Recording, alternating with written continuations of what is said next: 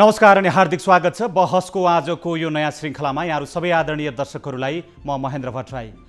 दर्शकहरू, अहिले राजनीति अत्यन्त अन्यलग्रस्त अवस्थाबाट अगाडि बढिरहेको छ। निरन्तर यो विषयमा हामीले हाम्रा दर्शकहरूलाई जानकारी गराइरहेका छौँ। वास्तवमा अन्यलग्रस्त यस मानेमा कि नेपाली जनताले नेपालका दुईवटा कम्युनिस्ट पार्टीलाई अत्याधिक बहुमत सहित सत्तामा पठाएका थिए। जनताका सपनाहरू थिए देशलाई समृद्ध र जनतालाई चाहिँ स्थायित्वको जुन खालको अपेक्षा थियो त्यसमाथि तुषारपात भएको छ। नेकपाको सरकार जसले 5 वर्ष आफ्नो काम गर्ने म्यान्डेट जनताबाट ल्याएर आएको थियो, तर आन्तरिक रूपमा उहाँहरूका बीचमा भएको मतभेदका कारण जनताले देखेका सपनाहरूमाथि तुषारपात भयो। यो लगभग निरन्तर यी विषयहरू चलिरहेका छन्, किनभने यो राजनीतिक बखेडा चाहिँ करिबन 1 वर्ष अगाडिदेखि नै नेपालले भोगिरहेको छ। विश्व जगतले कोरोना महामारी भोगिरहेका बेला नेपाली जनता पनि त्यसबाट सन्तासपूर्ण अवस्थामा गुज्रिए। तर राजनैतिक दलका नेताहरू, खास गरी सत्तारूढ पार्टी नेकपा भने आन्तरिक कलहमा अगाडि बढ्यो। त्यसको चरम रूपका चाहिँ सन्दर्भहरू परिणामका रूपमा हेर्ने हो भने नेकपा आज पुरानो अवस्थामा विभाजित ढङ्गमा छ। सर्वोच्च अदालतले फैसला गर्यो नेकपाको नामका सन्दर्भमा।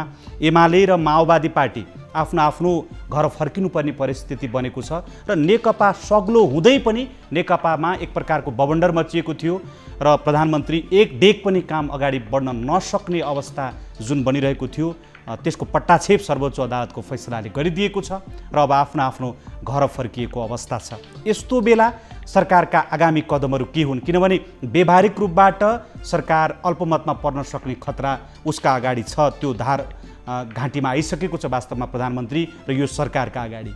यद्यपि अहिलेसम्म कानुनी रूपमा नेकपा माओवादी केन्द्रले सरकारलाई दिएको समर्थन फिर्ता लिएको छैन, जसका कारण उसको बहुमत गुमेको छैन र सरकार निरन्तर अगाडि बढिरहेको छ। यद्यपि नयाँ गठबन्धनका लागि सरकारले पनि आफ्नो समर्थनमा अन्य दलहरूसँग छलफल गरिरहेको छ। मूलतः जसपासँगको छलफल निष्कर्षमा पुग्न लागेको सन्देश जनताका बीचमा पुग्न लागिरहेको छ। यद्यपि जसपा, जसले प्रधानमन्त्रीको कदमका विरुद्ध सुरुवातमै विरोध जनाएको थियो, जसपा यो विषयलाई लिएर एकमत अहिलेसम्म पनि हुन सकिराखेको स्थिति छैन। अबको राजनीतिक कदम के हुन्छ र सरकार कसरी अगाडि बढ्छ, सरकार बाहेकका विकल्पमा अर्को गठबन्धनको तयारी जुन भइरहेको छ त्यसलाई सरकारले कसरी निस्तेज बनाउँछ, यी सवालको सेरोफेरोमा रहेर आजको बहसमा हामी कुराकानी गर्नेछौँ। यसका लागि हामीसँग आज हाम्रा अतिथि हुनुहुन्छ नेपाल सरकारका उद्योग वाणिज्य तथा आपूर्ति मन्त्री एवं नेकपा एमालेका नेता लेखराज भट्ट। यहाँलाई धेरै स्वागत छ हाम्रो कार्यक्रममा। अलिकति असजिलो लागिरहेको छ यहाँलाई नेकपा एमालेको नेता भनेर सम्बोधन गर्दा, स्वयं तपाईँलाई सुन्दा चाहिँ कस्तो लागिरहेछ? म यो हुँ र भन्ने, किनभने यो युज टु हुन सकिराखेको परिस्थिति छैन नि। तपाईँलाई नेकपा माओवादी केन्द्रको नेताका रूपमा नेपाली जनताले लामो समयदेखि चिनेका थिए। यो बिचमा नेकपा भन्ने पार्टी जो बन्यो, त्यो पार्टीमा पनि तपाईँलाई मूलभूत रूपमा माओवादी केन्द्रका तर्फबाट सहभागी भएको अथवा त्यहाँ दुईवटा अलग अलग खेमा हुँदाखेरि माओवादी केन्द्रका तर्फबाट तपाईँको लिस्टमा नाम आउने गरेको थियो। आज प्रधानमन्त्रीले नेतृत्व गरेको पार्टी एमालेको प्रधानमन्त्रीले भर्खरै 28 गते गरेको निर्णयअनुसार सुदूरपश्चिम प्रदेशको इन्चार्ज हुनुहुन्छ। तपाईँलाई कस्तो लागिरहेछ यो राजनैतिक उतार चढाव हेर्दा? अब यो हामीले हेर्दाखेरि यो पहिलोचोटि होइन, यो त नाम जब हामी कम्युनिस्ट आन्दोलनमा म लाएँ, मैले चाहिँ नामहरू फेर्दै देखिया छु। म रातो झन्डा हुँदै विभिन्न पार्टी हुँदै चौथो महाधिवेशन, त्यसपछि चौथो महाधिवेशनको फुटले चौथो महाधिवेशन मोटो मसाल पातलो मसाल दुईटा, त्यसपछि एकता केन्द्र माओवादीबाट फेरि एकता केन्द्र हुँदै फेरि तपाईँको नेपाल कम्युनिस्ट पार्टी नेकपा, फेरि एमाले। यो त एकताको निरन्तरता हो। यो नामसँग सरोकार होइन, यसको विचार ठिक छ कि छैन, नेतृत्व ठिक छ कि छैन, यसले ठिक बाटोमा लग्यो कि लगेन भन्ने महत्त्वपूर्ण प्रश्न हो। दुईटा पार्टीहरू एकता भइसकेपछि एकता कुन जगमा भयो, त्यसको सैद्धान्तिक राजनीतिक पक्ष के थियो, राजनीतिक पक्ष के थियो, वैचारिक पक्ष के थियो र त्यसको सङ्गठनात्मक सिद्धान्त कुन सिद्धान्तमा अडेर त्यसले एकता गर्यो, मुख्य पाटो त्यो हो। र नेपाली जनताले खोजेको के थियो त भन्दा दुईटा वाम अथवा सम्पूर्ण नेपाली कम्युनिस्ट आन्दोलनसँग जोडिएका वामहरू एक ठाउँमा हुन् भन्ने थियो र मूलभूत रूपमा दुईटा ठुला कम्युनिस्ट पार्टी एक ठाउँमा भए यसले चाहिँ के गर्यो भने नेपाली जनताले 2/3 को नजिक पुर्याइदियो र अहिले त्यो कहाँ गयो त नेपाली जनताले ठुलो अपेक्षा गरेको थियो तर अब हामीले एकता मैले अघि भने जस्तै कुन धरातलमा टेकेर हामीले एकता गऱ्यौँ र किन टिक्न सकेन त यो भन्दा त्यसको सैद्धान्तिक वैचारिक राजनीतिक पाटो जो छ र सङ्गठनात्मक सिद्धान्तको पाटोमा मतभेद नभएर यो त केवल व्यक्तिवादी आत्मकेन्द्रित स्वार्थको लागि भएको छ यहाँ त अहिले जेसुकै सैद्धान्तिक जामा परिरहे पनि त जब पार्टीभित्र अन्तर्विरोध सुरु भयो र एकताको पक्षमा हामी म लगायत जो अहिले हामी छौँ बादलजी टोबाजी प्रभुजी मणिजीहरू र तलको ठुलो पङ्क्ति हामीसँग छ त्यो किन लाग्यो त भन्दा एकता अहिलेको आवश्यकता हो अपरिहार्यता हो र अब यो एकता चाहिँ टुट्नुहुन्न भनेर हामी लाग्यौँ र पार्टीभित्र 2/3 को बहुमत हुँदा हिजो एक मतले नेतृत्व चयन गरेको थियो सरकारमा र अनि केमा मतभेद भयो त हाम्रा मतभेदहरूलाई समाधान गर्ने बाटो के थियो त कम्युनिस्ट सिद्धान्तभित्र जनवादी केन्द्रीयता अथवा हामीले अन्तर सङ्घर्षलाई स्वस्थ प्रकारले एकता सङ्घर्ष रूपान्तरणको विधिबाट गर्नुपर्छ भन्यो अथवा नयाँ विधि के हुन सक्थ्यो यो पुरानो विधि हो भने त्यसको समाधान गर्ने विधि के हो मतभेदहरू त हुन्छन् पार्टीभित्र त ती मतभेदहरूलाई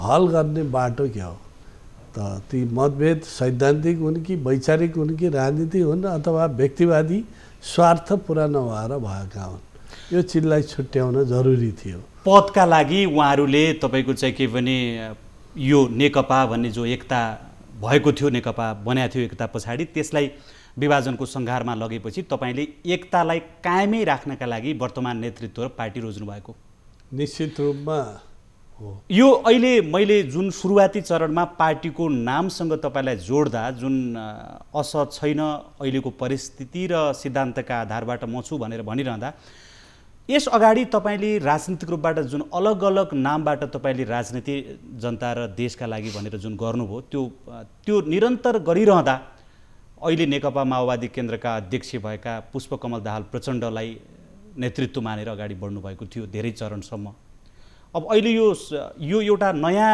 परिस्थिति यहाँ सिर्जना भएको छ कि यस्तो बेला तपाईँले प्रचण्डलाई छोड्नुपर्ने परिस्थिति आएको छ तपाईँले प्रचण्डको पार्टीबाट उहाँसँगबाट अलग जाने निर्णय गर्दै गर्दा तपाईँले मोटर बाइकमा प्रचण्डलाई पछाडि बोकेको तस्बिरहरू पनि सार्वजनिक भएका थिए भने दशक लामो तपाईँहरूको जुन मिलन छ त्यो तपाईँ टुट्ने अथवा बिछोड हुने परिस्थिति अथवा त्यो निर्णयमा तपाईँ जुन पुग्नुभयो नि त्यसका पछाडिका कारणहरू के हुन् मुख्यतः हिजो हामीले मोहन विक्रम सिंहलाई नेतृत्व मानेका थियौँ र उहाँसँग अन्तर सङ्घर्ष भइसकेपछि पार्टी फुटको सङ्घारमा गइसकेपछि हामीले फेरि मोहन वैद्यलाई मान्यौँ मोहन वैद्यपछि उहाँ नेतृत्वमा आउनुभयो हामीले उहाँको नेतृत्वलाई स्वीकार्दै हामीले सहयोग गर्दै आयौँ र पछिल्लो चरणमा एकता उहाँकै नेतृत्वमा भयो र उहाँले एमालेसँग त्यसको नेतृत्वसँग एकता गर्नुभयो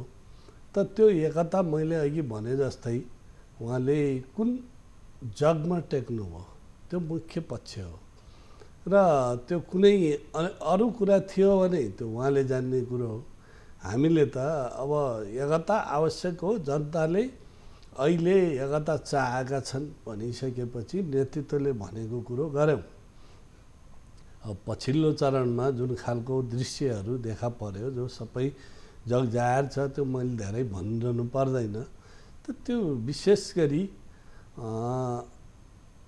उहाँको आत्मकेन्द्रित व्यक्तिवादी स्वार्थ पुरा नहुँदा एकता आवश्यक छैन भन्नु हिजो एकता आवश्यक छ भन्नुभयो फेरि एकता आवश्यक छैन अब हिजो केपी ओलीलाई उहाँले कति चिन्नु र एकता गर्नुभयो अहिले उहाँमा के त्यस्तो विचित्र देख्नुभयो र फेरि एकता तोड्नुपर्छ भन्नुभयो। त्यो भएर यो एकता आवश्यक छ र विशेष गरी यसका सैद्धान्तिक वैचारिक राजनीतिक कुनै मतभेद नभएको र स्वार्थमा जोडिएको कारणले मैले अब हामी दरसँग एकताको पक्षमा कम्युनिस्ट आन्दोलनलाई एक ढिक्का भएर लैजानुपर्छ, लग्ने कुरो विशेष गरी अहिलेको नेतृत्वले अब तपाईँ हामी सुदूरपश्चिमको सबैले बुझेको कुरो भयो र लिपुले कालापानी जहिले पनि हामीले सडकमा उठाउँदै आएको लिम्बियाधुरा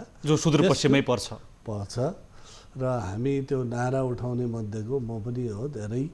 र यो बिचमा जसरी प्रधानमन्त्रीले यो विषयमा अध्ययन गर्ने कुरो, त्यसको प्रमाणहरू जुटाउने कुरो, आफै स्वयं अध्ययन गर्ने कुरो र भारतसँग डिप्लोमेटिक नोट पठाउने कुरो, त्यसपछि नक्सा छाप्ने कुरो, संसदमा एक ढिक्का भएर त्यो राष्ट्रिय एकता प्रदर्शन गराउने कुरो उहाँकै नेतृत्वमा जो देखियो, त्यसले अहिलेको आवश्यकता अनुसारको राष्ट्रियता जो उहाँले राष्ट्रियताको नेतृत्व गर्नुभयो, त्यसले पनि मैले उहाँलाई साथ दिनु पर्यो, निर्णयमा पुग्नुभयो। तर यो प्रधानमन्त्रीलाई साथ दिने निर्णयमा पुग्दै गर्दा जस्तो तपाईँले सुदूरपश्चिमको सन्दर्भ यहाँ ल्याइसक्नु भएको छ होइन, किनभने भूमिगत कालमा तपाईँहरूले गरेको युद्धकालको जुन सन्दर्भ छ त्यो अलिक फरक खालको विषय हो। तर अहिले शान्तिपूर्ण अवस्थामा आइसके पछाडि दुईवटा पार्टी माओवादी केन्द्र र एमाले अलग अलग कम्युनिस्ट धारका रूपमा अगाडि बढिरहेका थिए। सर्वोच्च अदालतको फैसला पछाडि एमाले र माओवादी पार्टी अलग अलग भएका छन्। माओवादीको एउटा हिस्सा रामबहादुर थापा बादल, तपाईँको चाहिँ टोपबहादुर रायमाझी लगायतका केही नेताहरू यसमा यता एमालेतर्फ पढ्नु भएको छ। यो एमालेको जो मूल हिस्सा छ, पुरानो जो उहाँहरूले त्यहाँ राजनीति गर्दै आउनुभएका नेता कार्यकर्ताहरू छन्, उनीहरूले तपाईँलाई चाहिँ आफ्नो ग्राउन्डमा कार्यक्षेत्रमा जहाँ तपाईँलाई जिम्मेवारी दिएको छ यो सहजै स्वीकार्ने अवस्था बन्ला कि तपाईँले केही चुनौतीहरू देख्नु भएको छ? किनभने सुदूरपश्चिमको सन्दर्भ ल्याइसक्नुभयो जहाँ यो पार्टी पूर्ववत एमालेमा चाहिँ भीम रावललाई त्यहाँ इन्चार्जको जिम्मेवारी दिएको थियो क्यारे, अहिले उहाँलाई स्पष्टीकरण सोधिएको छ तपाईँ चाहिँ इन्चार्ज हुनुहुन्छ। यो कसरी सहज हुन्छ यो परिस्थिति? एमाले आफै अहिले विवादित छ फेरि होइन। पहिलो कुरो तपाईँ हामीले बुझ्नुपर्ने कुरो के हो भने सर्वोच्चले के फैसला गर्यो भन्ने भन्दा पनि हिजो नेपाल कम्युनिस्ट पार्टी नेकपाभित्र कुन स्थिति पैदा भएको थियो त्यसलाई हेर्न जरुरी छ र सर्वोच्चले त पछि फैसला गर्यो, फुट त पहिल्यै भइसकेको छ नि। अन्तरसङ्घर्ष जो कुनै पनि मतभेदहरूलाई मित्रतापूर्ण तरिकाले अगाडि बढाउनु पर्छ, अन्तरसङ्घर्ष कमिटी प्रणालीबाट लैजाने कुरोमा अझ भन्ने हो भने जनवादी केन्द्रीयताको माध्यमबाट लैजाने कुरो। तर त्यही के भयो भने अराजकतातिर गयो, अन्तरसङ्घर्ष त आरोप प्रत्यारोपमा गयो र सडकमा गयो। त्यो भएर त्यो पार्टी हिजो कुनै स्थितिमा थियो भन्दा त्यो फुटको स्थितिमा थियो। त्यहाँ हिजो माओवादी केन्द्रको र पूर्व एमालेको एउटा हिस्सा उता थियो र गुटको समीकरण बनेको थियो त्यहाँ। त्यो समीकरण बने पछिल्लो चरणमा सर्वोच्चले भनेको कुरो त के हो भने यो नाम चाहिँ अर्काको पर्यो, तपाईँहरू फेरि अर्को नाम लिएर जानुहोस्, नभए पुरानै स्थितिमा भने हो त्यो त है। त त्यो भएर हामीले एकताकै निरन्तरता भनेका छौँ र पार्टीले जो निर्णय गरेको छ त्यो निर्णयमा सुदूरपश्चिममा अहिले म इन्चार्ज छु। त त्यो इन्चार्जको हैसियतले मैले चाहिँ सबै प्रवृत्तिहरूलाई अथवा समग्र बनेर सबै प्रवृत्तिलाई समेटेर लैजाने नेतृत्व गर्ने हो, समग्र बन्ने हो प्रवृत्तिहरूको। त्यो भएर कुन व्यक्तिसँग के भन्ने प्रश्न ठुलो कुरो होइन। यो वैचारिक र सैद्धान्तिक रूपमा र साङ्गठनिक रूपमा सबै प्रवृत्तिहरू पार्टीभित्र विभिन्न खालका प्रवृत्तिहरू हुन्छन्। ती प्रवृत्तिहरूको नेतृत्व कोही न कोहीले गरिरहेको हुन्छ। त्यो नेतृत्वलाई मैले समेट्न सक्छु कि सक्दैन भन्ने कुरो हो। मूल रूपमा अहिले अब वैचारिक रूपमा सत्य कुरो के हो त भन्दा हामी ठिक छौँ भन्ने कुरो हो, ठिक बाटोमा हिँडेका छौँ। त्यो भएर सबैलाई लिएर नेतृत्व गर्न सक्छु भन्ने कुरो त्यो आत्मविश्वाससहित म अघि बढेको छु। त्यहाँका नेता कार्यकर्ताले तपाईँलाई स्वीकार गरेर नेता मानेर अगाडि बढिसक्नुभयो। तपाईँले हेऱ्यो भने तपाईँ पनि त्यही क्षेत्रको हिजो पनि अलग पार्टी हुँदा पनि सबैको म प्रति सद्भाव थियो, जनयुद्धमा पनि सबैको सद्भाव त्यो त स्वाभाविक, किनभने त्यो त अब जनताको हामीले पनि थियो। तपाईँसँग लामो छलफल पनि गरेका थियौँ, किनभने जब यहाँ राज्य पुनर्संरचनाको एजेन्डा थियो त्यो बेला तत्कालीन तपाईँ आबद्ध भएको पार्टीको निर्णयभन्दा पनि माथि उठेर तपाईँले त्यो क्षेत्रका लागि खेलेको भूमिका त्यहाँका मान्छेहरूले बुझि नै रहेछन्, त्यसमा त कुनै प्रश्न गर्ने कुरा पनि छैन, किनभने अखण्ड सुदूरपश्चिमका सन्दर्भमा तपाईँहरूले सबैले खेल्नुभएको भूमिका जनताले बुझिरहेका छन्। तर तपाईँका पूर्व अध्यक्ष, पूर्व पार्टीका अध्यक्ष जो पार्टीमा तपाईँ हुनुहुन्थ्यो, यद्यपि सर्वोच्च अदालतको फैसला हुनुभन्दा पहिल्यै पार्टीभित्र चिरा परिसकेका थियो, त्यो चिरा पर्दै गर्दा तपाईँले अहिलेका प्रधानमन्त्रीलाई साथ दिनुभएको, त्यो बेलामा जुन आरोप प्रत्यारोपको श्रृङ्खला चलेको थियो त्यहाँ चाहिँ एक ठान मन्त्री पदका लागि लेखराज भट्टले 40औं वर्षसम्मको हाम्रो सिद्धान्त विचार सबलाई पोलेर खानुभयो भनेर मैले भने भाषाभन्दा नि उहाँले त अलिकति क्षुद्रै भाषामा एउटा ठुलो समारोहमा तपाईँमाथि आरोप लगाउनु भएको थियो, मन्त्रीका लागि सिद्धान्त विचार साथ सङ्गत सबै छोड्नुभयो भन्ने आरोपका सन्दर्भमा के भनाइ छ यहाँको? अब तपाईँले मलाई राम्रोसँग चिन्नु भएको छ, त्यो भएर मैले यहाँ धेरै भन्नुपर्छ भन्ने लाग्दैन। एउटा कुरो म भनिहाल्छु, अब म मन्त्रीकै लागि त्यहाँ केपीलाई साथ दिने मान्छे हो होइन, त्यो त आम जनताले पनि बुझिएछ।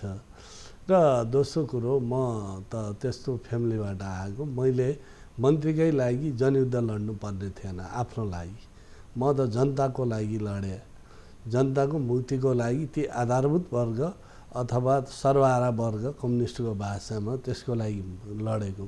त आज त्यसले के पाछ भन्ने प्रश्न महत्त्वपूर्ण प्रश्न हो। प्रचण्डले के आरोप लगाउँछन्, के भन्छन् भन्ने कुरो त प्रचण्ड कहाँ छन् भन्ने कुरो आम जनताले मूल्याङ्कन गरिसक्यो।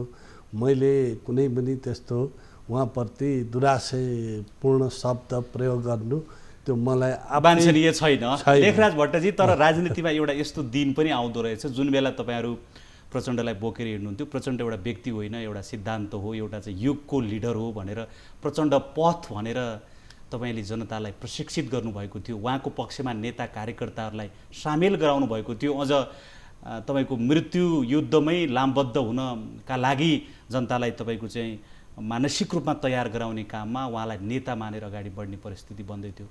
आज यो बेलामा उहाँलाई छोडेर अलग हुने परिस्थिति पनि आउँदो रहेछ है।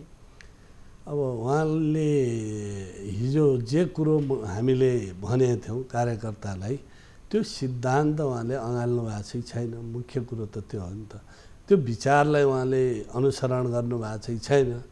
त जुन लक्ष्य लिएर हामी हिँडेका थियौँ त्यो लक्ष्य प्राप्तिमा उहाँ हुनुहुन्छ कि हुन्न, त एकता कसले गर्यो, मैले गरे त होइन। त त्यो सिद्धान्त विचार लक्ष्य उद्देश्य चाहिँ आएर एमालेसँग एकता गर्दा कता जान्छ र केपी ओलीसँग पहिला एकता गर्ने त उहाँ नै हो, पछि पछि हामी हिँड्ने हो। अहिले उहाँले एकता गर भन्दा गर्ने, अब चाहिँ केपी ओली काम लाग्दैन, मेरो स्वार्थ पुरा भएन भन्दा फेरि त्यही पछि हिँड्नुपर्ने त्यो खालको मान्छे त म त होइन। त्यसलाई राजनीतिक सिद्धान्त मान्न सकिन्न। यो सन्दर्भ फेरि जोड्नेछु दर्शकहरू, नेपाल सरकारका उद्योग वाणिज्य तथा आपूर्ति मन्त्री एवं नेकपा एमालेका नेता सुदूरपश्चिम इन्चार्ज जो भर्खरै यद्यपि त्यो सन्दर्भमा एमाले पार्टीभित्र विवाद सिर्जना भएको छ, यही विषयलाई 28 गते गरिएको बैठकको निर्णयले लेखराज भट्ट एमालेको सुदूरपश्चिम इन्चार्ज हुनुहुन्छ। बहसको आजको श्रृङ्खलामा उहाँमाथि उठेका केही प्रश्नहरू हामी सोधिरहेका छौँ, उहाँको जवाफ लिइरहेका छौँ। सन्दर्भ फेरि जोड्नेछौँ, बेला भएको छ छोटो विश्राम।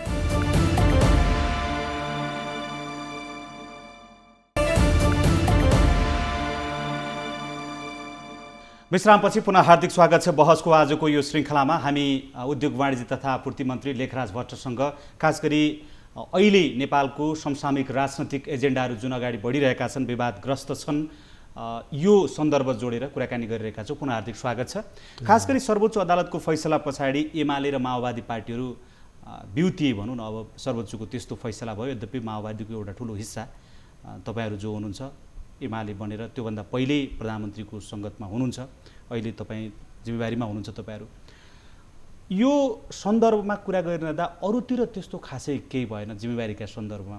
मूलतः तपाईँको जिम्मेवारीको विषय आइसक्दाखेरि अलिकति क्षेत्रगत रूपमा विवादहरू सिर्जना भएका छन्। तपाईँहरूका कार्यकर्ता प्रदेशको इन्चार्ज को नेम प्लेट हटाउने र लाउने सन्दर्भमा त्यहाँ भिडन्त भएका समाचारहरू सार्वजनिक भएका थिए, मुठभेड भएको समाचारहरू सार्वजनिक भएका थिए। जो अहिले एमालेभित्र जो अर्को पक्ष छ, माधव नेपाल पक्षमा लाग्नुभएका तत्कालीन एमालेका उपाध्यक्ष, त्यो क्षेत्रका इन्चार्ज भीम रावल र तपाईँको बिचमा चाहिँ अलिकति आमुन्ने सामुन्ने टक्राव हुने परिस्थिति सिर्जना भएको छ भने चाहिँ कार्यकर्ता लेभलमा, भूगोलमा। त्यो विषयलाई तपाईँले कसरी छिचोल्न सक्नुहुन्छ? उहाँसँग तपाईँले नेकपामा हुँदा त सँगसँगै बसेर काम पनि गर्नुभएको थियो।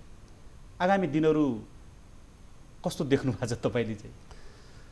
मेरो व्यक्तिसँग कुनै पनि लिनु दिनु, मैले राजनीतिक भविष्यको कुरा गरेको, त्यही अब प्रवृत्तिका कुरा हो, त्यही कुरा गरेको। र अब त्यतिखेर त्यो गर्न आवश्यक थियो थिएन त्यो त मलाई जानकारी पनि थिएन। त्यो नेम प्लेट हटाउने, राख्ने, नारा जुलुस गर्ने त्यो आवश्यकता थिएन भन्ने लाग्छ। हामीले विचारमा टेक्ने हो र सही विचार, सही नीति, सही योजना अनुसार अघि बढ्ने हो। कयौँ व्यक्तिहरूमा के हुन्छ भने म भन्ने प्रवृत्ति हुन्छ। आफूले गर्दा त्यो कुरो सही हुने, अरूले चाहिँ विधि पद्धति प्रक्रिया मान्नुपर्ने, आफूले नमान्नुपर्ने। र हिजो पार्टीले निर्णय गरिसकेपछि यो मान्नै पर्छ भन्ने, तर जब आफूलाई आउँदा यो विधिलाई म मान्दिनँ, यो कहाँ विधि हो र, यो त यो मेरो लागि विधि पद्धति लागु हुन्न भन्ने प्रवृत्ति जो छ त्यो के हो भने सामन्ती, आत्मकेन्द्रित नौकरशाही कार्यशैली अथवा स्वभाव हो। त्यो स्वभावले आफूलाई केन्द्रमा राख्छ, अरू सबै मेरा दास हुन्, नौकर हुन् भन्ने प्रवृत्ति देख्छ।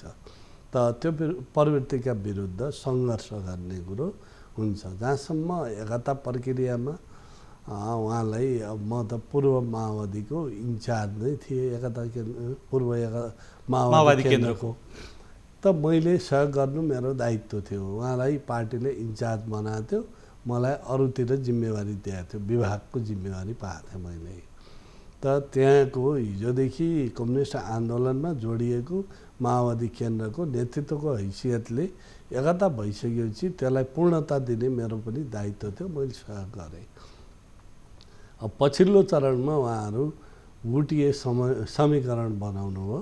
उहाँको अहिले पनि के हो भने अदालतले त्यो निर्णय गरिसकेपछि त्यो गुटिए जुन समीकरण थियो त्यसको एउटा हिस्सा यता आउन बाध्य भएको छ, तर शरीर यता आएछ, आत्मा त उतै छ।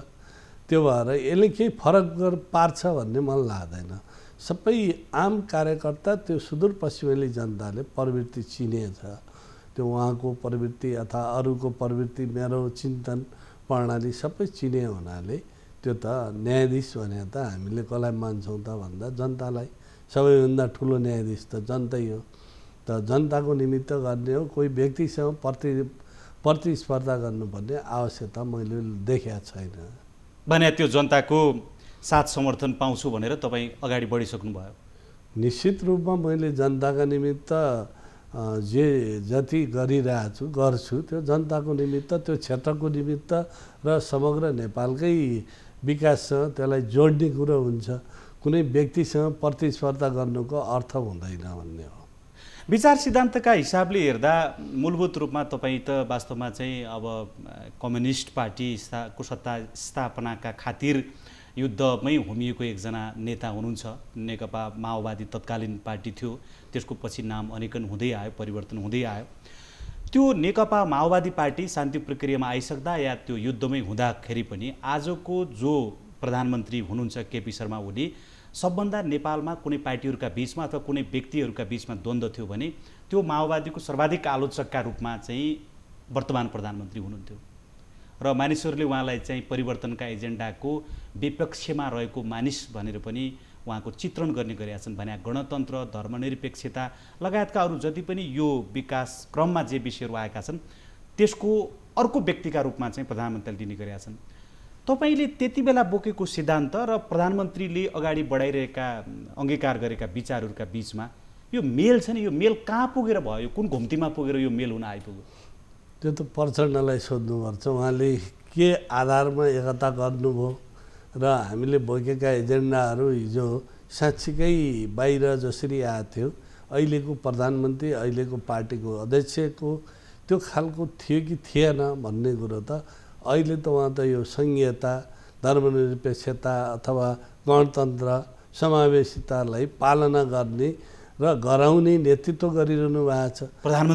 प्रधानमन्त्री हुनुहुन्छ उहाँले त कहीँ पनि सङ्घीयताका विरुद्ध अथवा तपाईँको गणतन्त्रका विरुद्ध धर्मनिरपेक्षताका विरुद्ध बोले त कहीँ सुन्नु भएको त्यसरी त कहीँ बोल्नु भएन। तर यो संविधानको व्यवस्था बमोजिम जो सर्वोच्च अदालतले तपाईँले गर्नुभएको यो विघटन संविधान सम्बद्ध छैन भनेर भन्यो नि, यो संविधानलाई उल्लङ्घन हुने हिसाबले संसद विघटन गर्ने जो निर्णय उहाँले गर्नुभयो त्यो चाहिँ गणतन्त्रको अथवा सङ्घीयताको अथवा यी परिवर्तनको विपक्षमा नबोल्या भए पनि संविधान उल्लङ्घन गर्नु भनेको त्यसैको विपक्षी हो, जसका कारणले उहाँ प्रतिगमनकारी हो भनेर सडकमा नारा लाग्यो, आन्दोलन भयो। हेर्नुहोस्, होइन त्यो सडकमा नारा लाउनु एउटा पाटो थियो। तपाईँले कुनै पनि विश्वको यो खालको संसदीय परिपाटीमा अपनाएका मुलुकको कार्यकारी प्रधानमन्त्रीले जब सरकारको निमित्त चुनौती हुन्छ, उसलाई अप्ठ्यारो पर्छ, सबभन्दा ठुलो न्यायाधीशको हुन्छ त जनता हुन्छ, अनि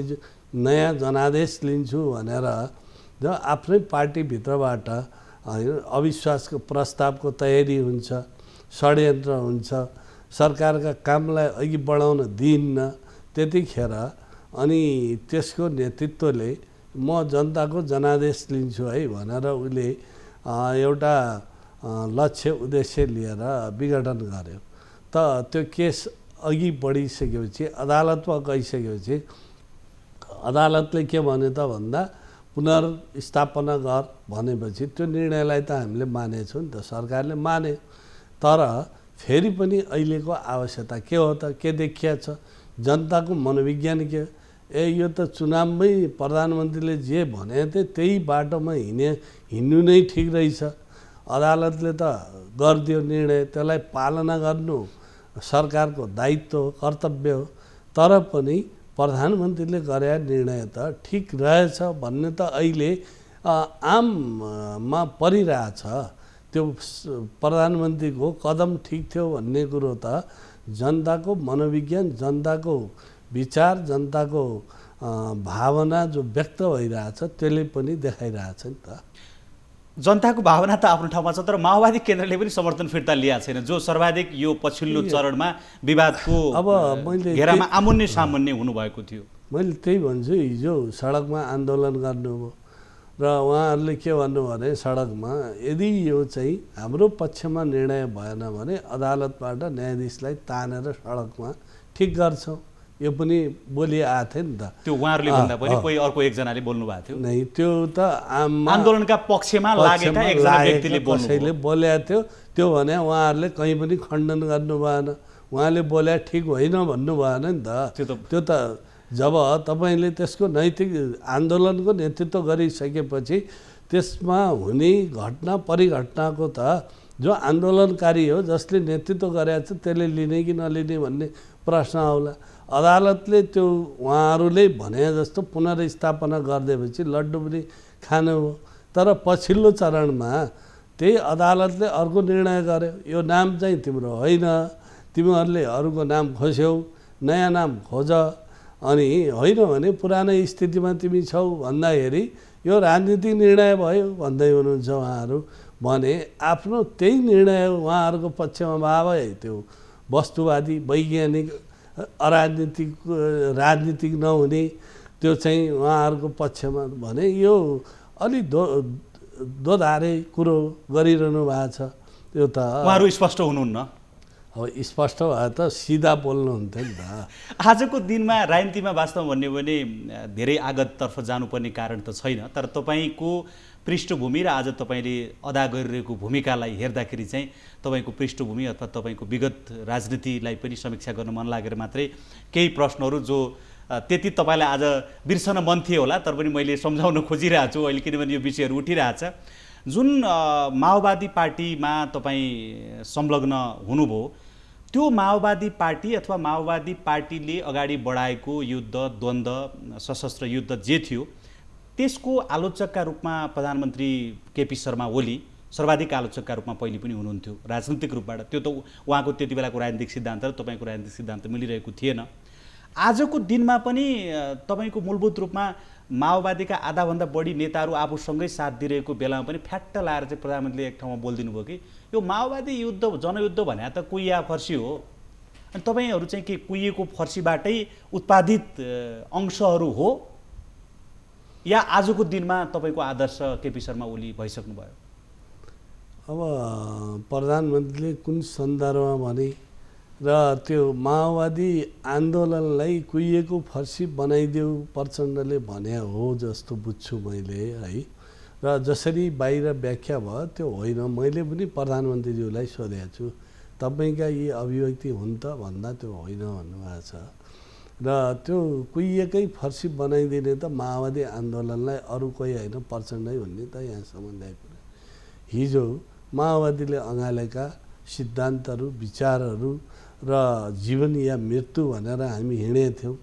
त्यो उद्देश्य जनताको निमित्त जे बलिदान गर्ने जो संस्कृति थियो त्यो संस्कृति शान्ति प्रक्रियामा आउँदै यो संसदीय परिपाटीमा आइसकेपछि हाम्रा जीवनशैलीहरू हाम्रा उठाइ बसाइहरू कहाँ पुगेका छन् त्यसलाई पनि मैले त एकदम गहिरोसँग हेरिरहेको छु नि त।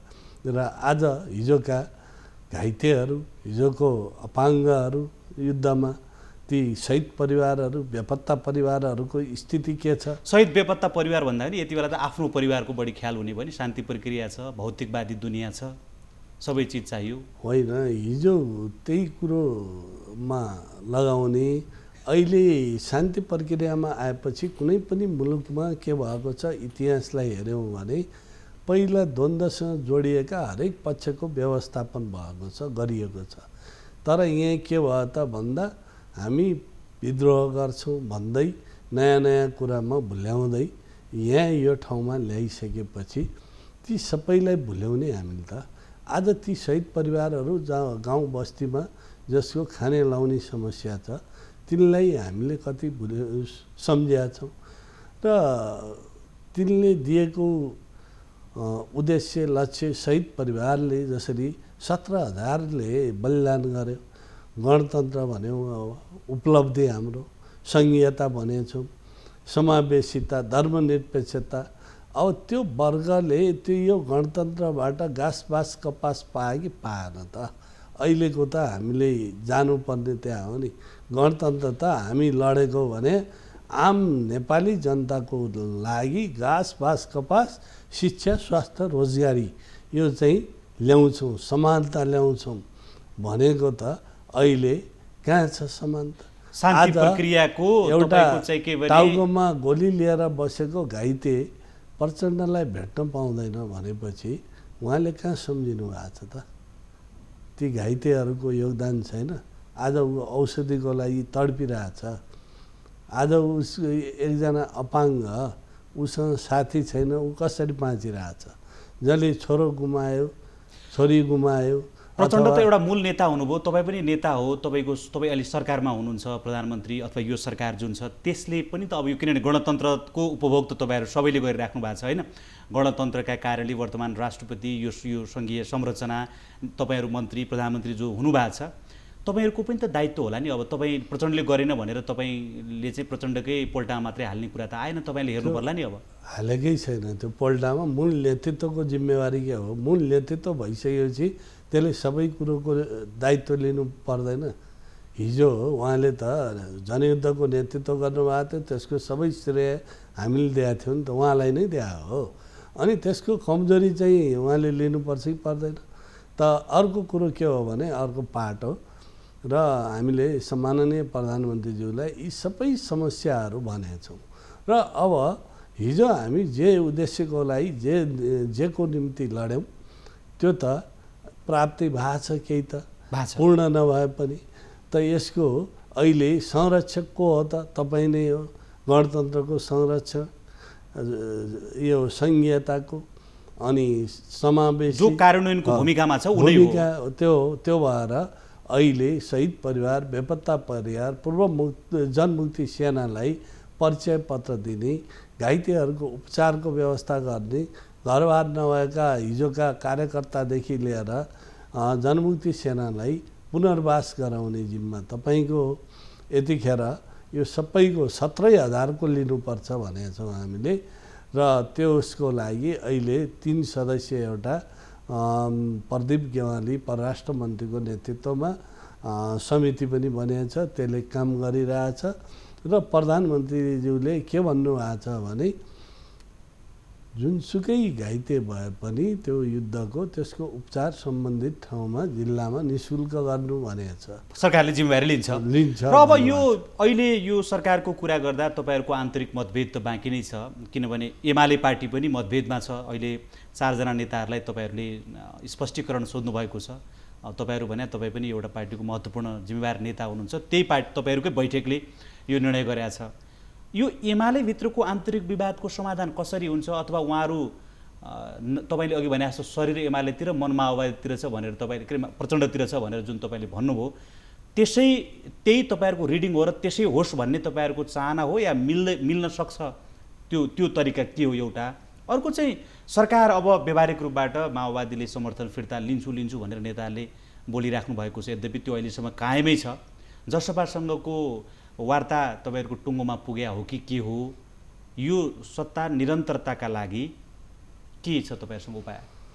अब एउटा प्रश्न मैले गरेँ। मेरो आफ्नो भन्ने हो भने प्रधानमन्त्रीज्यूले अस्ति पनि केन्द्रीय समितिको बैठकमा भन्नुभएको थियो अराजकता छैन, तर साथीहरू आत्मआलोचित भएर आउँछन् भने सबैको लागि ढोका खुल्लै छ भन्नुभएको थियो।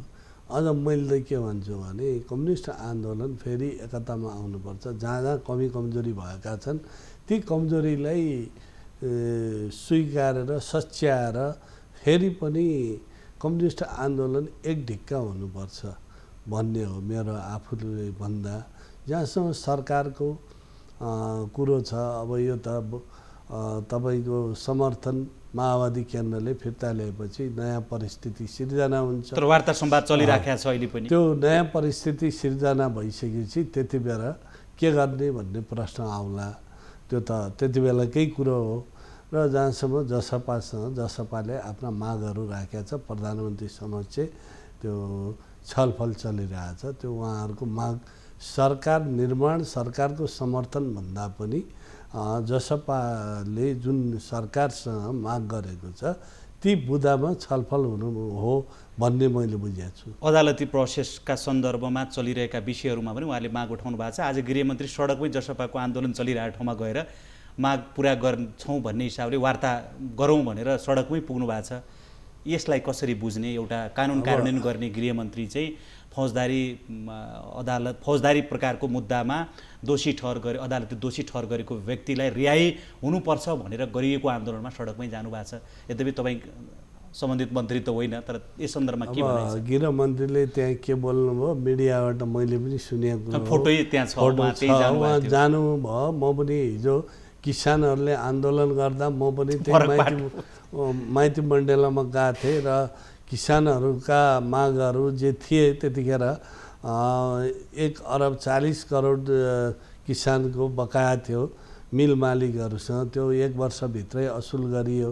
म त्यही माइती मण्डेलामै आश्वासन दिनुभएको थियो, सुनेको थिएँ मैले र मैले पुरा गर्छु, यो जिम्मेवारी वहन गर्छु भनेको थिएँ। गृहमन्त्रीले अब त्यहाँ गएर के भन्नुभयो त्यो त अर्को पाटो हो। दोस्रो कुरो मागहरूलाई छलफल गरिन्छ, त्यसको समाधानको बाटो निकालिन्छ भन्नु कोही अनुपयुक्त हो भन्ने मन लाग्दैन। हाम्रो कार्यक्रममा सहभागिता जनाउनु भयो, महत्त्वपूर्ण समय र संवादका लागि यहाँलाई धेरै धेरै धन्यवाद छ। यहाँले पनि मेरा विचार राख्ने अवसर दिनुभयो, त्यसको लागि धन्यवाद छ। साधारण दर्शकहरू, हामीले उद्योग वाणिज्य तथा आपूर्ति मन्त्री लेखराज भट्टसँग खास गरी नेकपा जो सत्तारूढ पार्टी थियो, अब नेकपा होइन एमाले र माओवादी केन्द्रका रूपमा अलग अलग दुईवटा पार्टी जो सत्तारूढै छन् आजको दिनसम्म, त्यो भित्र देखिएको विवाद र आगामी मुलुकको राजनैतिक सन्दर्भ र मूलतः उहाँकै राजनीतिक जीवनसँग सम्बन्धित केही विषयहरूमा केन्द्रित भएर कुराकानी गऱ्यौँ। अर्को श्रृङ्खलामा अरू पात्र र विषयहरूका साथ फेरि उपस्थित हुनेछौँ। आज यो कार्यक्रमबाट हामी सबैलाई बिदा दिनुहोस्। नमस्ते।